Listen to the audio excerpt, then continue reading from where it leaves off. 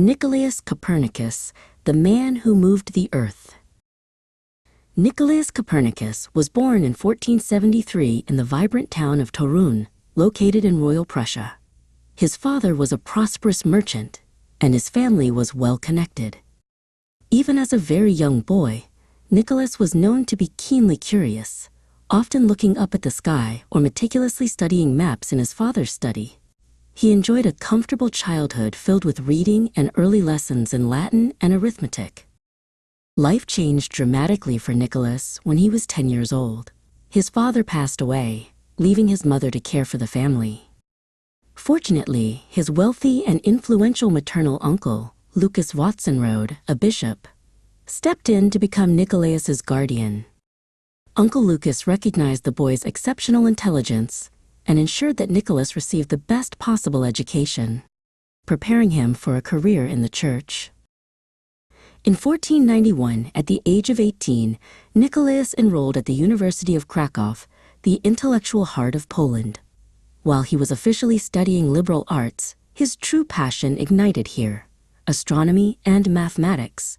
He learned how scholars viewed the universe, a model proposed by the ancient Greek Ptolemy, where the earth stood still at the very center of all things, surrounded by revolving celestial spheres. Uncle Lucas next sent Nicolaus to Italy, the center of Renaissance learning, to further his studies. He attended universities in Bologna and Padua. Though he was meant to study canon law and medicine, he continued to observe the heavens.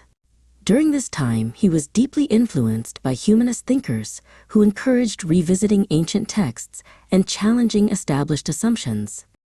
By 1503, Nicolaus had earned his degrees and returned to his homeland. He was appointed a canon at Frombork Cathedral. His professional duties were numerous. He acted as a church administrator, a diplomat, and even a skilled physician, serving both his uncle and the poor in the region. Despite these heavy responsibilities, astronomy remained his secret, profound dedication. For years, Nicolaus meticulously observed the planets. The current accepted model, the Ptolemaic system, required complex and confusing corrections, called epicycles, to explain the observed movements of Mars and Jupiter. It felt cumbersome and inelegant to Nicolaus's mathematical mind. He believed the universe must be designed with greater simplicity and harmony. Around 1514, he distributed a short manuscript, the Commentariolus, Little Commentary, to a few trusted friends. In it, he quietly introduced a revolutionary idea. The sun, not the earth, was the true center of the universe. The earth, he proposed, was just one of the planets, and it both orbited the sun and rotated on its own axis daily. This heliocentric theory immediately solved the problems of the epicycles and the confusing retrograde motion of the planets. If the Earth were simply moving faster than the outer planets, their apparent backward loop made perfect sense. The universe, in Nicolaus's view, became beautifully organized and elegantly mathematical.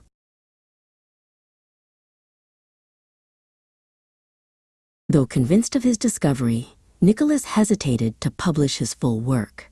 He knew that challenging 1,400 years of established thought, which was supported by both ancient authority and the church, was dangerous.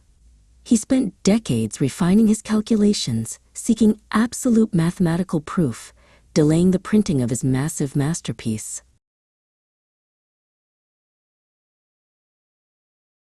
Finally, persuaded by a young admirer, Georg Joachim Rheticus, and facing his own mortality, Nicolaus allowed his manuscript to be prepared for publication. The massive book, De Revolutionibus Orbium Coelestium, on the revolutions of the heavenly spheres, was printed far away in Nuremberg. Legend says that the first printed copy of De Revolutionibus reached Frombork on May 24, 1543, the very day Nicolaus Copernicus passed away. While the book contained a cautious preface added by the publisher that lessened its immediate impact, the work slowly began to spread among mathematicians across Europe.